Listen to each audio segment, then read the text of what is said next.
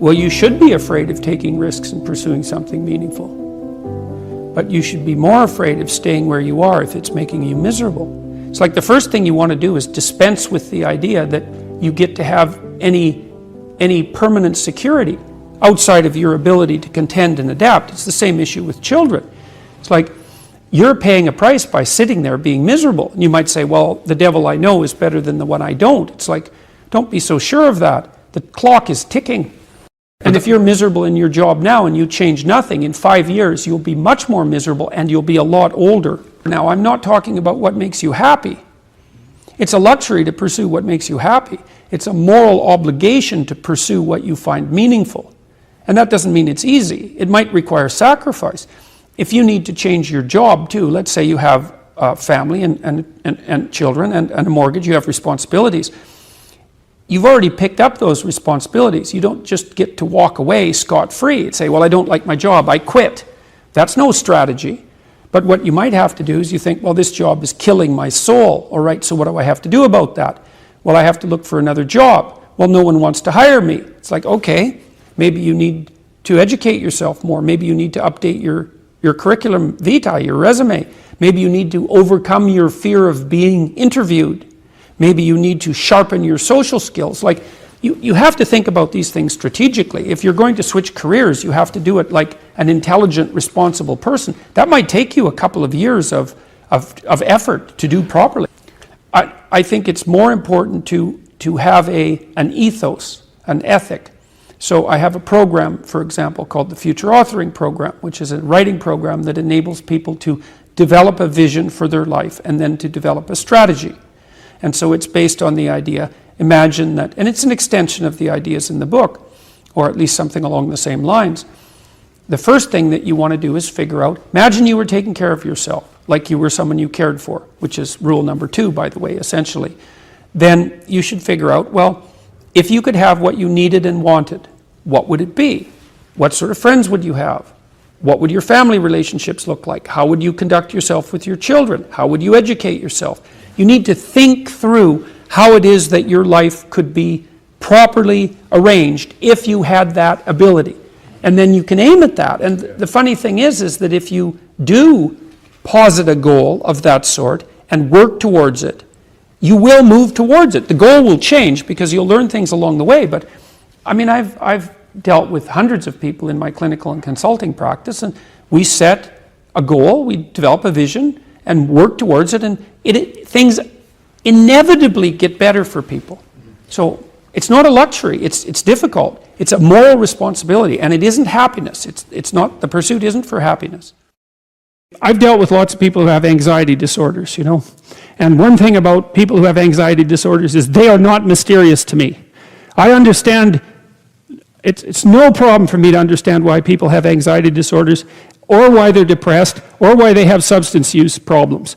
The mystery to me is always why people don't have all of those things at once, because everybody has a reason to be anxious. In fact, we have the ultimate reason to be anxious because we know that we're vulnerable and we know that we're going to die. And how you can not be anxious under those circumstances is a great mystery. It's a massive mystery. And the same thing applies with regards to depression. And then the same thing applies to some degree with regards to drug and alcohol abuse. As I said last week, there's plenty of reasons to drown your consciousness in alcohol, that's for sure. We could refer to the aforementioned anxiety and depression, not least. And so, and the sorts of drugs that people are prone to take are chemicals that take the affective edge off the tragedy of life.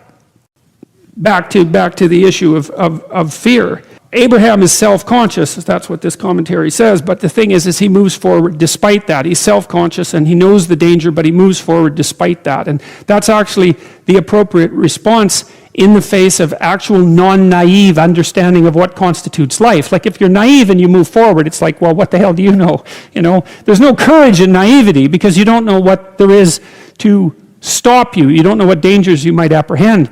But to be aware of what it is that your problem is, so to be alert existentially, let's say, or to be fully self-conscious means that you're perfectly aware of your limitations and how you might be hurt, and then to make the decision to move forward into the unknown and the land of the stranger. Anyways, I would say that's one of the secrets to a good life. The clinical literature on this is very, very, very clear.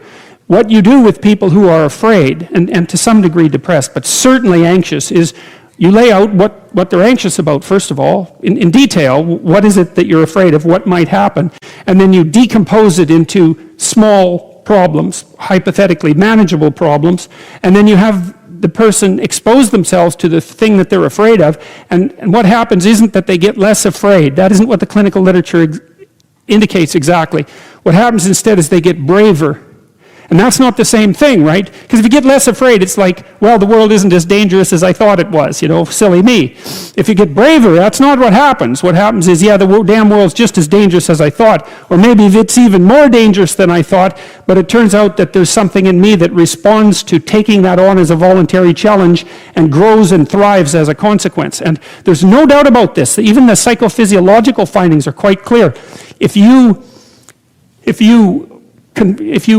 impose a stressor on two groups of people, and on one group the stressor is imposed involuntarily, and on the other group the stressor is picked up voluntarily, the people who pick up the stressor voluntarily use a whole different psychophysiological system to deal with it. They use the system that's associated with approach and challenge, and not the system that's associated with defensive aggression and withdrawal. And the system that is associated with challenge is much more associated with positive emotion and much less associated with negative emotion. It's also much less hard on you, because the defensive posturing system, the prey animal system, man, when that thing kicks in, it's all systems are go for you, the gas is pushed down to the pedals pushed down to the metal, and the brakes are on. You're using future resources that you could be storing for future time right now in the present to ready yourself for emergency. So there's nothing simple or trivial at all about the idea of being called to move forthrightly forward into the strange and the unknown. And there's a real adventure that's associated with that, right? So that's an exciting thing, which is part of the reason why people travel. And then also to see yourself as the sort of creature that can do that, is willing to do that on a habitual basis, is also the right kind of tonic for, I hate this word, for your self-esteem. Because the self-esteem has nothing to do with feeling good about yourself. As I already mentioned, there isn't necessarily a reason why a priori you should just feel good about yourself. But if you can view yourself acting in a courageous and forthright manner and encountering the world and trying to improve your lot and taking risks, in a non-naive way, well, then you have something that you can comfort yourself with at night when you're wondering what the whole damn point of your futile and miserable life. And that's necessary, because it's often the case that you wake up at 4 in the morning, or at least sometimes the case that you wake up at 4 in the morning when things haven't been going that well, and wonder just what the hell the point is of your futile and miserable life. You have to have something real to set against that. It can't be just rationalizations about how, you're a valuable person among others, even though that's true. That's not good enough. You need something that's more realistic to set against that. And observing courage in yourself is definitely one of the things that can help you sleep soundly at night when things are destabilized a little bit around you. Do you have problems in your life that you're not addressing that you could solve? And the answer is yes.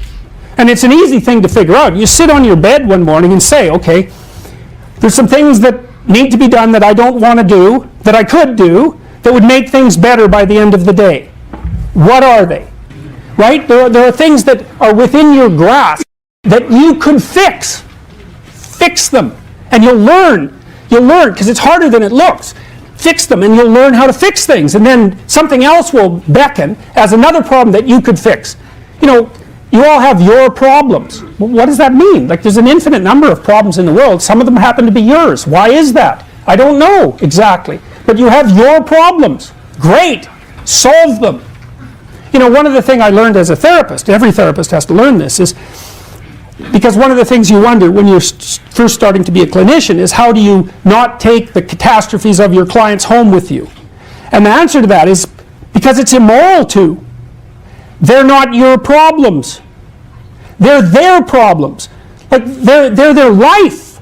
Your problems are your life. You don't want to solve someone else's problems for them, because you take away the deep meaning that's to be found in having them work through the problems on their own. And then you steal the credit. Well, I can help you with that. It's well, yeah, maybe, but I don't help you with the next problem then. So in any case, you sort out the problems that are right in front of you, and it will make you grow very, very rapidly. And then you'll be able to sort out more complex problems without making them worse.